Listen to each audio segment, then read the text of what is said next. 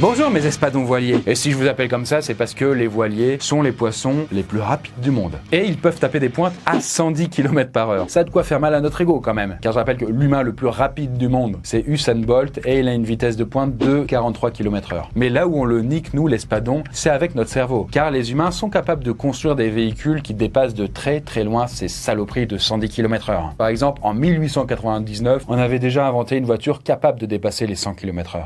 Et aujourd'hui, plus d'un siècle plus tard, ces 100 km/h nous paraissent plutôt minuscules, en comparaison avec nos véhicules et aussi par rapport à nos objets les plus véloces. Et ouais, parce que on vit dans le futur maintenant. On fabrique désormais des technologies de pointe, comme par exemple des avions de chasse ou même des robots aspirateurs. Et si je vous parle de robots aspirateurs, c'est parce que j'ai un partenariat avec la marque Roborock. Voilà, ils nous ont envoyé ce petit bijou de technologie. Et ça tombe bien puisque, je vous fais une petite confidence, je suis pas très porté sur l'hygiène. Trop dégueulasse! Non mais attendez, je me lave et compagnie, mais c'est juste sur la partie ménage. C'est vrai que c'est un truc un peu chiant quoi, clairement. Bon, vous voyez, les locaux où on est, il arrive que du coup ils salissent assez vite puisqu'il y a pas mal de gens qui bossent là-dedans, une vingtaine quoi. Et puis on a deux matous et évidemment eux ils foutent des poils partout. Et du coup ce robot aspirateur va nous aider à torcher les locaux. Et le plus génial c'est qu'il n'y a rien à faire puisque ce robot aspire et lave en même temps. En plus il va même se vider tout seul après chaque aspiration. Vous voyez, il met les déchets dans cette station et moi j'ai juste un truc à faire, c'est de vider la station une fois tous les 2 mois. Bref, c'est un petit peu l'élite des robots. Et dedans, il y a des capteurs qui font qu'il va pas faire de conneries. Genre passer la serpillière sur un beau tapis. Du coup, il est plutôt carré quoi. Et vous pouvez bien paramétrer le type de nettoyage qu'il vous faut sur l'appli. Vous lui montrez où faut aller ou pas.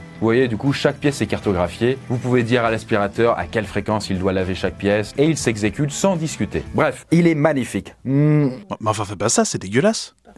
Oui, c'est vrai. Clairement, il est pas hyper affectueux, mais il bosse bien. Et vous l'entendrez pas non plus se taper dans les meubles, parce qu'il a des capteurs anti-collision et aussi des capteurs anti-chute. Du coup, ouais, si vous avez des escaliers, ça va passer. En tout cas, si vous aussi vous voulez vivre dans un local propre et sans effort, histoire que vos salariés vous disent pas qu'ils travaillent dans un dépotoir et que c'est invivable, un appart, ça marche aussi, Eh bien, vous avez le lien en description. Merci bébé, t'étais une brave bête.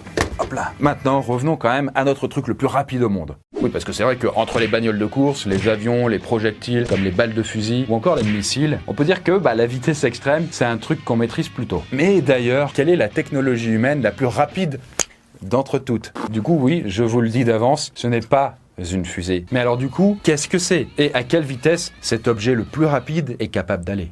Eh bien, voyons voir ça sans plus attendre. C'est parti pour le record du monde de l'objet le plus rapide. Alors, le premier véhicule à atteindre les 100 km/h a été une voiture, mais autant vous dire qu'aujourd'hui, les bagnoles ne sont plus du tout, mais du tout, les véhicules les plus extrêmes et les plus rapides qui existent. Putain, mon cousin, l'accélérateur, il est encore plus fluide qu'à l'origine. Guette comment je les fume, là. Et même si vous achetez la voiture la plus rapide qui soit dispo dans le commerce, vous ne pourrez aller qu'à une vitesse de 455 km/h. Bon, c'est pas mal, 455 km, mais le rapport qualité-prix est plutôt affreux, car pour atteindre cette vitesse, il faut quand même débourser plus de 1 million fucking euros.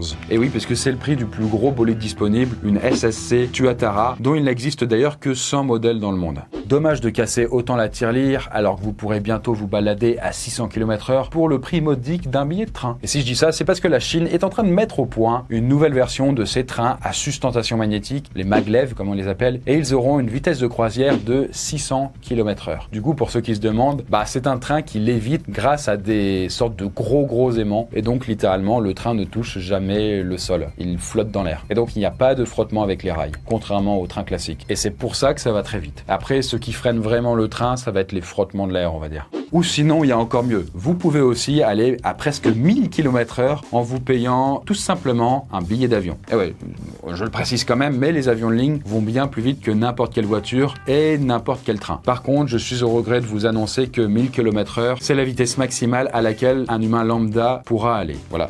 Si vous êtes un humain lambda, félicitations. Du coup, mais vous pourrez pas aller beaucoup plus loin, quoi. Je suis déçu. Par contre, si vous voulez aller au-delà et même dépasser le mur du son qui se situe à 1220 km/h, désolé, c'est impossible. En tout cas pour le commun des mortels. Là, elle est finie l'époque du Concorde. Pour ceux qui n'ont pas connu l'époque, moi y compris, c'était un avion de ligne supersonique et qui a été fait par les Français et les Anglais et qui pouvait dépasser le mur du son donc. Désolé Chris, mais c'est toujours possible de faire des vols supersoniques. Il y a un avion de ligne qui a déjà volé à 1289 km/h aux États-Unis. Alors c'est exceptionnel certes, mais il y a bien des humains lambda qui ont dépassé le mur du son. Non. Alors c'est vrai qu'un Boeing 787 a volé à 1289 km/h, et ce grâce à un vent très puissant qu'on appelle un jet stream dans le milieu. Les jet streams, ce sont des vents de très haute altitude qui se situent au-delà des 10 000 mètres et qui tournent tout autour de la planète. Et donc oui, il a dépassé la vitesse que le son a quand il n'y a pas de vent, soit 1220 km/h. Sauf que le petit souci là-dedans, c'est que le vent a fait accélérer l'avion, mais le vent a aussi fait accélérer le son. Bref, un point partout, balle au centre. Ça, c'est compliqué. Donc voilà, l'avion était toujours sous la vitesse du mur du son. Et c'est aussi pour ça qu'on n'a pas entendu de supersonic boom, c'est-à-dire la déflagration caractéristique quand un avion, du coup, franchit le mur du son. Du coup, oui, il faut être dans un avion de chasse pour goûter aux vitesses supersoniques. Et d'ailleurs, vous, est-ce que vous savez quel avion a atteint la vitesse la plus grande de toute l'histoire de l'humanité ? Un Mirage 2000 ? Non, un Mirage, ça va très vite. C'est un chasseur français qui peut taper des pointes jusqu'à 2336 km/h, donc 2 fois la vitesse du son. Et oui, c'est assez ouf. Imaginez qu'un Mirage vous fonce dessus. Eh bien, littéralement, quand il vous touchera, ce sera dans le silence le plus total. Et ça, tout simplement, c'est parce que comme il va plus vite que le son, il devance ses ondes sonores. Et donc, quand il va vous toucher, il sera déjà trop tard pour l'entendre et pour réagir. Ah putain, du coup, quand on parle de nous, il y a encore un Mirage Suicide qui a foncé sur mon local. Et c'est pas la première fois, Je suis fatigué par cette situation.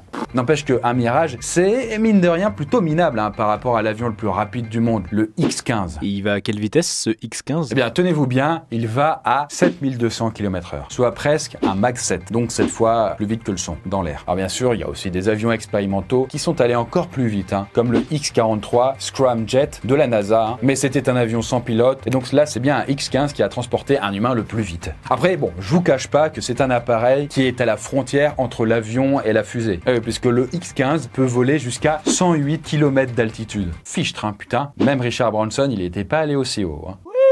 Oh my God. Donc voilà, une altitude de 108 km, ça dépasse la frontière de l'espace, qui est normalement fixée à 100 km. C'est arbitraire, en vrai, il n'y a pas une frontière réelle qui arrive entre les deux, Et d'ailleurs, c'est le rôle de cet avion, qui a été créé pour le compte de la NASA. Aller jusqu'à la frontière de l'espace, mais par contre, à une vitesse trop faible pour se placer en orbite. Autrement dit, en fait, il n'allait pas assez vite pour que, après, simplement par son élan, il soit capable de tourner sans effort autour de la planète. Parce que pour que ce soit le cas, il aurait fallu qu'il aille à peu près à 37 000 km/h. Il en était bien loin. Et du coup, le but, c'était que cet avion retombe, si je puis dire, sur Terre, histoire d'étudier les rentrées dans l'atmosphère, qui sont toujours un moment très périlleux dans les voyages spatiaux. Ah super Chris, tes avions vont très vite. Mais les humains ont créé des choses qui vont beaucoup plus vite que des avions, comme des balles de fusil. En fait, les balles de fusil ne vont pas aussi vite qu'on imagine. Bon, ça va vite, mais par rapport à X-15, c'est moins. Pour vous dire, une balle de fusil, même pour les plus rapides d'entre elles, ça va autour des 4500 km/h. Mais pour la plupart des fusils, on est seulement à 2000 km/h. Et c'est bien normal, les balles de fusil ont juste une propulsion initiale dans le canon. Mais ensuite, la balle ne fait que ralentir à cause de la résistance de l'air, alors qu'un avion comme le X-15 peut accélérer bien plus longtemps et atteindre des vitesses plus grandes que n'importe quel projectile. Exactement. Mais du coup, j'ai une question à vous poser. Si ce ne sont pas les balles de fusil, qu'est-ce qui va plus vite que les avions ? Une plaque d'égout. Alors, c'est pas une blague, merci pour la remarque, mais oui, la légende raconte que l'objet qui s'est déplacé le plus vite sur Terre a été une plaque d'égout. Enfin, une plaque métallique, du coup, plus exactement. Alors, je sais que c'est surprenant, mais elle serait allée à 200 000 km/h. Du coup, là, on vient de faire un sacré bond. C'est 28 fois plus vite que le X-15. Et en admettant que ce soit vrai, comment la plaque a été lancée ? Alors, elle a été propulsée par une bombe nucléaire, et ça se serait passé durant des essais militaires américains, dans le Nevada, donc du coup dans le désert. Et c'était en 1957.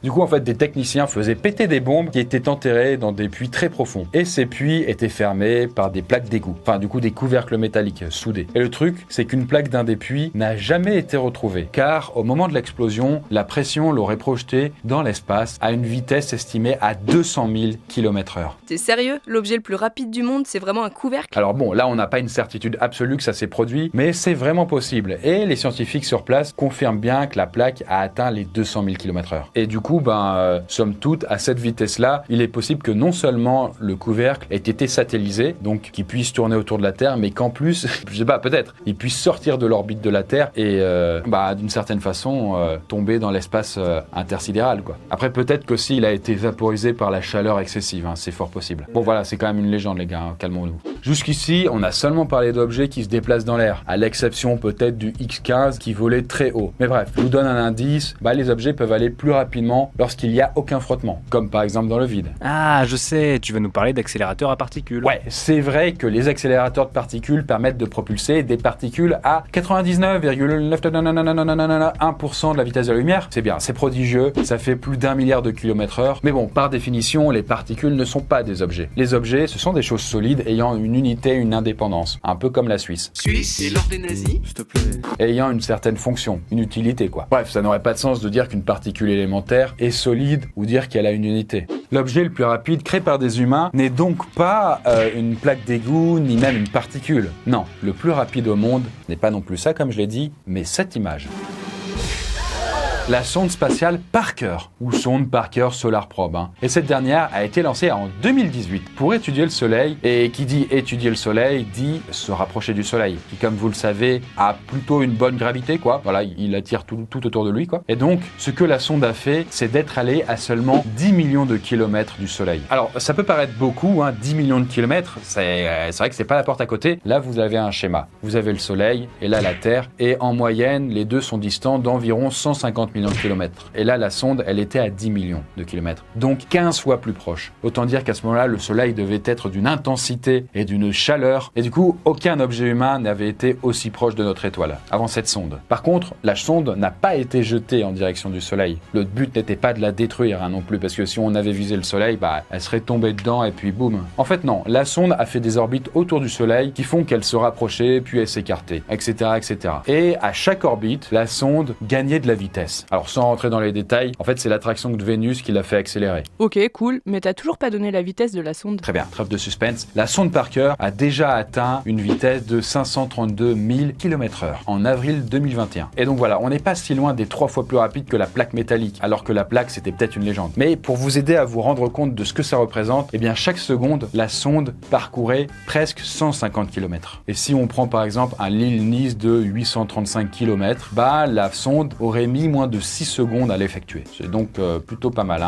Même l'Hyperloop, il fera pas autant. Juste pour comparer, un espadon voilier mettrait presque 8 heures, et encore, il mettrait même plus car 110 km/h, c'est sa vitesse de pointe, mais il peut pas la maintenir si longtemps. Bref, 6 secondes d'un côté et sûrement 10 ou 15 heures de l'autre, y a pas photo. Les espadons sont des losers. Après, bon, voilà, c'est avec leurs petits muscles quand même. D'ailleurs, la sonde Parker, elle, va continuer à accélérer jusqu'en 2025, moment où elle finira par atteindre une vitesse maximale de 692 000 km/h.